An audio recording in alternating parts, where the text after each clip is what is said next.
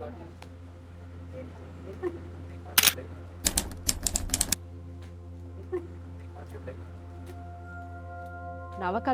ලියන්න පටන් ගන්නවා කියලා මම ඇත්තටම හිතලා සැලසුම් කරලාම කරපු එකක් කියන්න බෑ.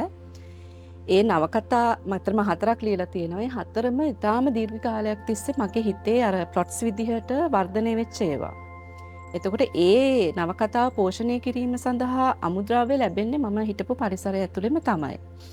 එතකොට ඒ වගේ දෙයක් ඔළුවේ වැඩෙනකොට මං හිතන්නේ එක්තරා නවකතාවක් මගේ ඔළුවේ වැඩෙනවා. ඒ කියන්නේ වස්තු බීජයක් ඇවිල්ලා ඒකෙන් පෝෂණය වෙලා ඒවට අමුද්‍රව්‍ය පිටතින් එකතු වෙලා ඒක ඔළුව ඇතුලේ වැඩිලා මේ ඒක අර ඔළුවේ තියාගෙන ඉන්න බැරි අවස්ථාවක් තියෙනවා.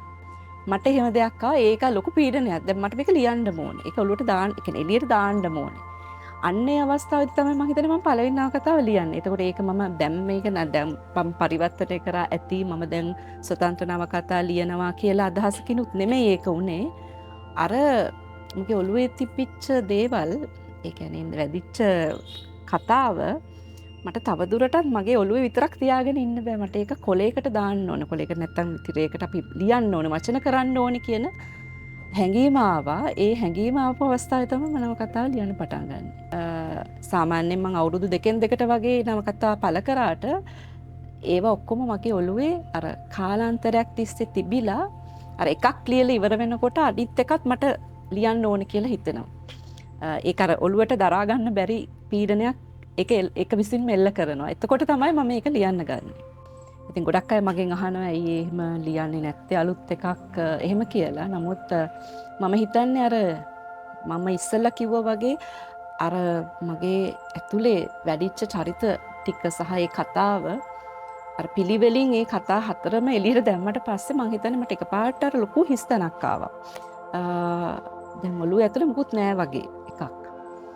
එතකොට ඒක හරි අමාරුයි. ඊට පස්සේ තව එකක් ලියනවද නැද්ද කියන එක මම දන්නේ නැහැ. එහෙම නැතුව මේ සම්මාන ලැබුණ නැති නිසාද ලියන්නේ නැත්තේ වගේ ඒවා මගෙන් අහනවා ඇත්තටම. ඒක මේ සෑහෙන්න අහනවා මේ පහුගිය දවස්වල. ඉතින් මම කිව්වේ මට එහෙම දෙයක් නෙමෙයි තියෙන්නේ. මට ලියන්න දෙයක් නැහැ. දැන් ලියන්න දෙයක් නැහැ කියන්නේ මේ තියෙනවා. මම කියන්නේ මේක ආපහු මේ නවකතාකරුවෙක් විදිහට අපි වැඩ කරන්න ගත්තට පස්සේ නිතරම අපි ඇතුලේ මේ සාමාන්‍ය අපි නිකන් ඉන්නවා කියලා එකක් නැහැ. හැමතිස්සෙම කොහෙන් හරි ප්ලොට් එකක් ඇවිල්ලා ඔළුවේ හිර වෙනවා. ඒක අපි ඩෙවලොප් කරනවා. ඉතින් එහෙම ඇති වෙච්ච ප්ලොට් එකක් තියෙනවා. ඒක වැඩෙමින් තියෙනවා තාම. මට ඒක යම්කිසි විදිහකට මම දන්නේ නැහැ හෙටද කියලා. නැත්තම් ඊළඟ මාසෙද කියලා දන්නේ නැහැ. අර මම ඔබට ඉස්සෙල්ලා කිව්ව විදිහට අර මේ මට ඒක දාන්න ඕනේ දැන් කියලා හිතිච්ච වෙලාව ආවම මම ගැතින් ලියවේ. නමුත් මට දැන් පොඩ කාලෙකින් නවකතාවක් ලිව්වේ නෑනේ. මම දැන් ලියන්න ඕනේ නේ කියලා උදේ නැගිටලා මට මේසේ ඉඳගෙන මට ලියන්න බෑ. ඔව් එතකොට මම හිතන්නේ ඒකත් ස්වභාවික වෙන්න පුළුවන් දෙයක් ඕන කෙනෙක්ට. මම හිතන්නේ නැහැ මට එහෙම වෙයි කියලා. මොකද දැනටමත් මට යමක් තියෙන නිසා මට එහෙම දෙයක් වෙන්නේ නැහැ. නමුත් ඒකත් ලියලා ඉවර වෙලා එක තැනකදී මට හිතෙන්න පුළුවන් මගේ මට කියන්න තියෙන දේවල් ඉවරයි කියලා. මම හිතන්නේ ඒක ඉතින් එච්චරයි. මම හිතනවා ඒක අපි මම හිතන්නේ අර අවුරුද්දක් ගානේ නවකතා ලියන්න ඕනේ කියලා යම්කිසි අර වාණිජ පරමාර්ථ වලින් හිතන කෙනෙක් හිතන්න පුළුවන් හරි එහෙම නැත්තම් අපි හිතනවා එයා හිතනවා අවුරුද්දකට සැරයක් මගේ නවකතාවක් ලිව්වේ නැත්තම් මගේ මිනිසුන්ට අමතක වෙයි. එහෙම කියලා හිතන අයත් ඉන්නවා. මම ඒවට ඉතින් මම විවේචනයක් කරන්නේ නැහැ. ඒක සමහරට ඇත්ත වෙන්න පුළුවන්. නමුත් මම කියන්නේ ඉතින් අමතක වෙනවා නම් එහෙම වුණාවේ. මම යමක් ලියලා තියෙනවා. ඉතින් තාම ඉතින් මට හම්බ වෙනවා. එහෙම ලියපු නවකතා කියවපු අය. හම්බ වෙනවා. ඉතින් මම හිතන ලේඛකයෙක් ජීවත් වෙන්න ඕනේ නිරන්තරයෙන්ම ලේඛන කරන යෙදීමෙන් නෙමෙයි. ඔහු ලියලා තියෙන දේ, ඔහු ඇය ලියලා තියෙන දේවල් කොච්චරක් දුරට පාඨකයාගේ හිතේ මතකයේ තියෙනවද කියන එක මත තමයි ලේඛකයෙක්ගේ පැවැත්ම තීරණය කරන්නේ.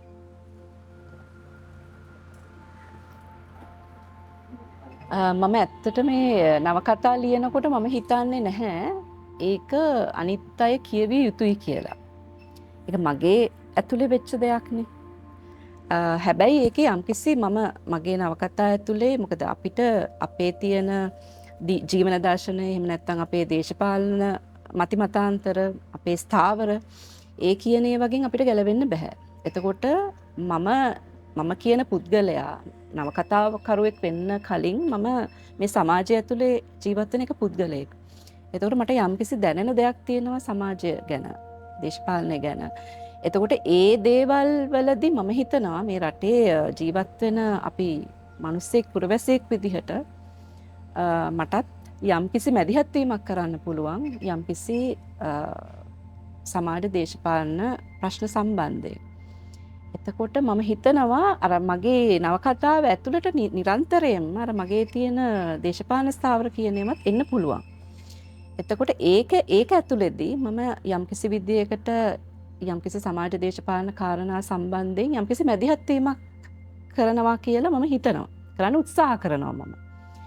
එතකොට මම හිතනවා එතනදී ඒ මම ලියන දේ මගේ දෘෂ්ටි කෝණයෙන් මම ලියන දේ එහෙම නැත්නම් මම ගොඩනගන කතාව ඇතුලෙන් සමාජයේ යම්කිසි සාකච්ඡාවක් ඇති කරන්න පුළුවන් යම්කිසි දෙයක් සම්බන්ධ උදාහරණයක් විදිහට වාර්ගික අර්බුදය වෙන්න පුළුවන් එහෙම නැත්නම් සුළුතර ලිංගිකයන් ගැන වෙන්න පුළුවන් එහෙම නැත්නම් වෙනත් සමාජ ප්‍රශ්න ගැන වෙන්න පුළුවන්. එතකොට අපි ඒක ගැන යම්කිසි අපේ මේ නවකතාව කියන එක ඇතුලෙන් අපේ යම්කිසි ස්ථාවරයක් එහෙම නැත්නම් අපි මේ සමාජය සම්බන්ධයෙන් අපි වෙනස් වී යුත්තේ කොසේද මේ සමාජය වෙනස් වී යුත්තේ කෙසේද කියන එක සම්බන්ධයෙන් අපි අපේ ආත්මය ඇතුලේ දැල්වෙන යම්කිසි අපේක්ෂාවක් මං හිතන්නේ අර සාහිත්‍ය කෘති හරහා යනවා.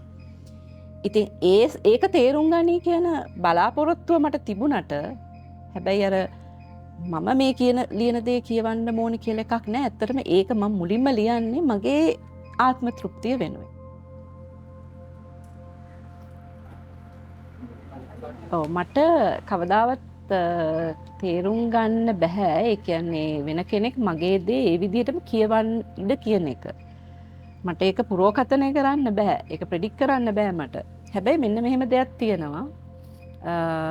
ඒ කියන්නේ ඒක සමහර වෙලාවට ඒක මගේ අත්දැකීමෙන් ලැබිච්ච දෙයක්.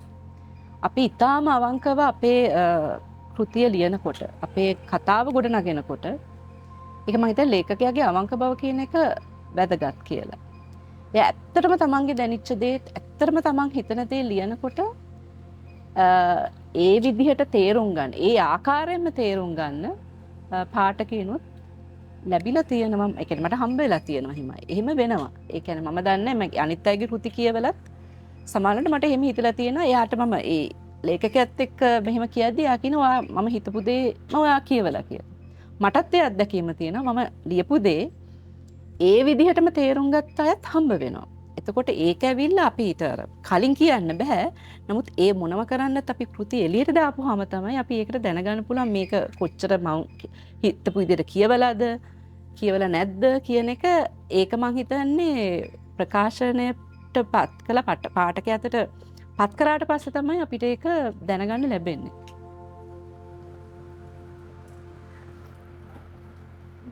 දැන් මට ඒක එකතු කරන්න අමාරු ෆීලිං එකක්. ඒ කියන්නේ මේ දැන් උදාහරණයක් විදිහට මම පොඩි කාලේ ඉඳලා දැන් 88 89 මම ඉස්කෝලේ යන කෙනෙක්. මම අපි පාර දිගේ මේවා පිච්චෙන කාලෙක අපි ඉස්කෝලේ ගියේ. එතකොට මගේ ළඟම මේ යාළුවගේ අයියා අතුරුදහන් වෙනවා. දැන් මේවා ඔක්කොම මට කියනවා. ඒ මට කිව්ව එක ඇතුලේ දැන් මම පොඩි ළමයි මට කතා කරන්න කෙනෙක් තේරෙන්නේ නැහැ. මගේ අර හරි සම්ප්‍රදායික වටපිටාව මට තියෙන. එතකොට මම මේවා ඔක්කොම හිර කරගෙන මම ලොකු වෙනවනේ.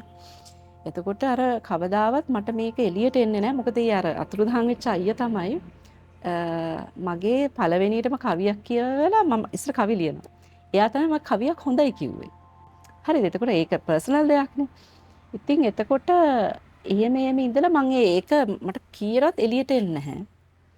හැබැයි මම ඒක මට කියන්න බෑ කෙනෙක්ට. ඒ මොකද්ද මගේ හැඟීම කියන එක. ඊට පස්සේ දිගටම ඇවිල්ලා මම ওই යුද්ධෙන් පස්සේ නෝතිස් යනවා විශේෂයෙන්ම මේ ජැෆ්නා කිලිනොච්චි පැතිවල යනවා. ඒ අතර මම දකින්න අර අම්මලා තාම අර ජස්ටිස් ඉල්ලලා මේ ප්‍රොටෙස්ට් කරනවා.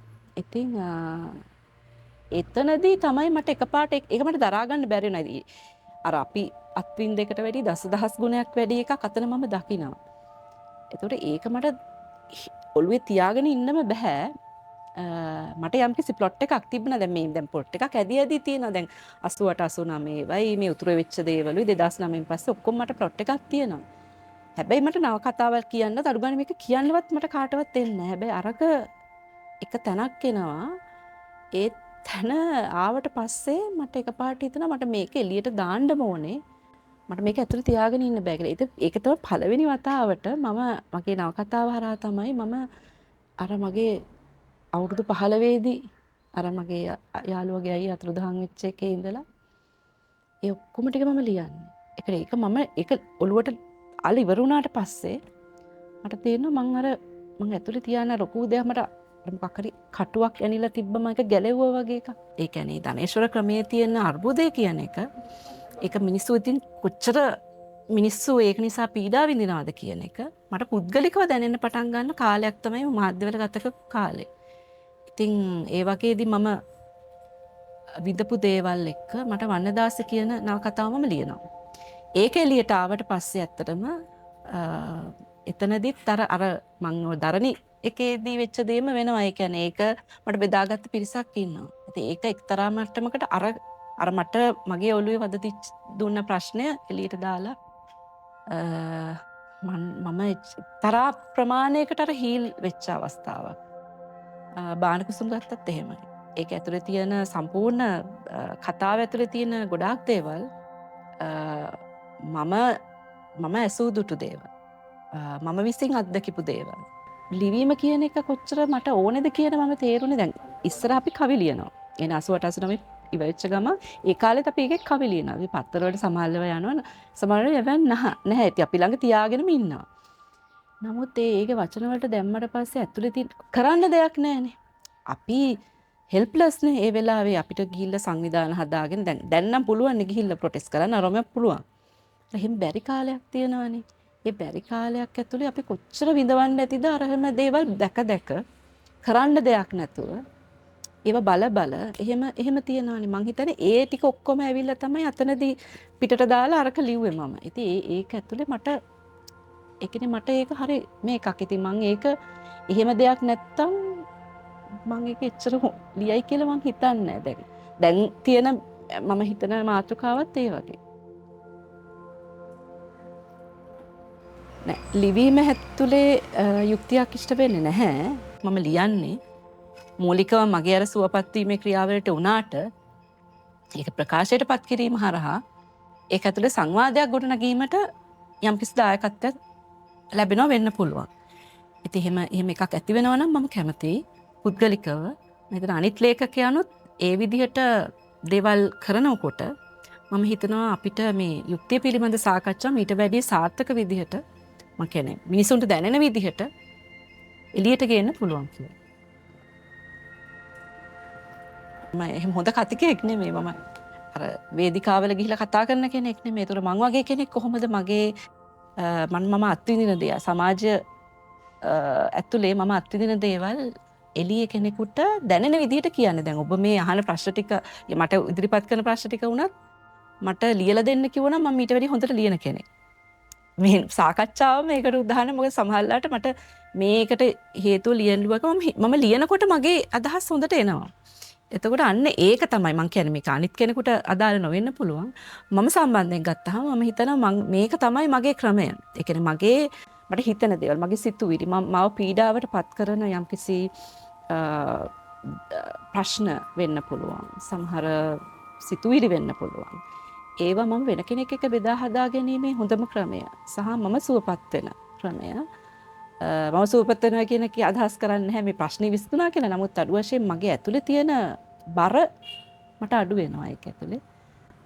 ලිවීම කියන එක මට දැනෙන්නේ ඒ වගේ. ඒ කියන්නේ මම ඒක මුලදීම අර කවි ලිව්ව කාලෙත් එහෙම තමයි.